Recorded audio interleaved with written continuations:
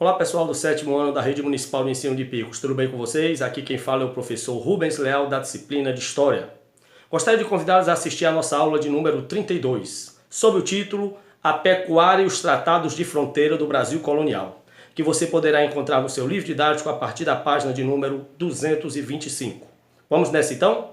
Então pessoal, nós sabemos que no período colonial do Brasil, principalmente em sua fase inicial, nos séculos 16 e 17, o produto prioritário produzido no Brasil era, sem dúvidas, a cana-de-açúcar, para a produção do açúcar que era revendido no continente europeu a preços bastante atrativos, que geravam bastante lucros para a coroa portuguesa.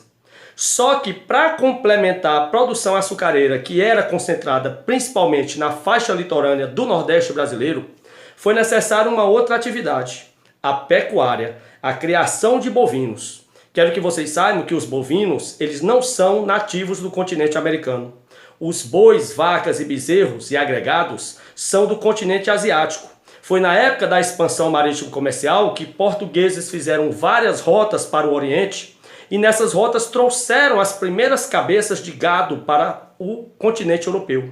Só que na Europa o gado não se adaptou ao clima frio, temperado. Então ele foi trazido para o Brasil e aqui o gado se adaptou com muita facilidade ao clima tropical, às pastagens, à água em abundância.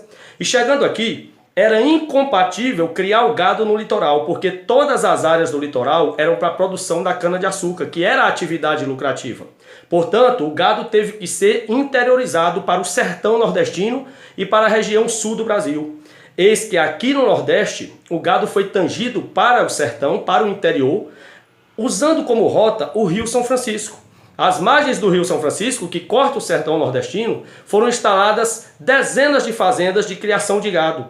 Não à toa o Rio São Francisco é conhecido como o Rio dos Currais, pela grande quantidade de criatórios de gado no decorrer do seu curso. Lá na região sul também do Brasil, várias estâncias de gado foram criadas para a produção do charque, que é a carne bovina, para abastecer o restante da colônia. Então aqui no Brasil, a atividade da pecuária era uma atividade complementar, era uma atividade de subsistência para abastecer os engenhos de açúcar, com o couro e com a carne. Não era a atividade principal, a ideia era complementar a atividade principal, que era a produção açucareira. Aqui no sertão, produzindo a carne e o couro para a região dos engenhos e lá no sul do Brasil com a produção de charque. É também desse capítulo a introdução dos tratados de fronteira do Brasil. E aqui no Brasil, os principais tratados são referentes aos territórios do sul do Brasil. Quero que vocês entendam que a região que hoje corresponde ao estado do Rio Grande do Sul era uma região conhecida como Sete Povos das Missões, ocupada por portugueses. Do lado vizinho havia a região que hoje corresponde ao Uruguai. Ali era a região de Sacramento, colonizada pelos espanhóis. Então eu quero que você entenda a princípio isso, para nós entendermos os tratados de fronteira.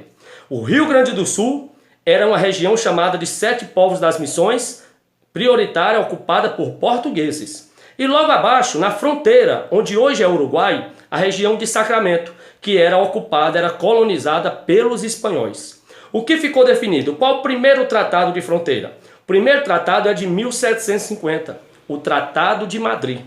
Esse tratado utilizou como princípio para definir de quem eram as áreas do sul o princípio do ut possidetis, ou seja, a posse pelo uso.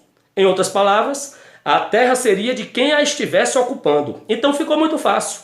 A região do Rio Grande do Sul, que era Sete Povos das Missões, era ocupada por portugueses, ficou com Portugal. E a região de Sacramento, que hoje corresponde ao Uruguai e era ocupada por espanhóis, ficou com a Espanha. Esse foi o acordo, a posse pelo uso. Quem estivesse habitando seria o dono. Sete Povos das Missões era habitado por portugueses, ficou a parte para Portugal.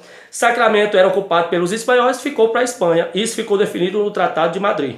Só que ocorreram na região de Sete Povos das Missões, a região de Portugal, as guerras guaraníticas, ou seja, entre 1754 e 1756, os índios de Sete Povos das Missões não queriam pertencer a Portugal.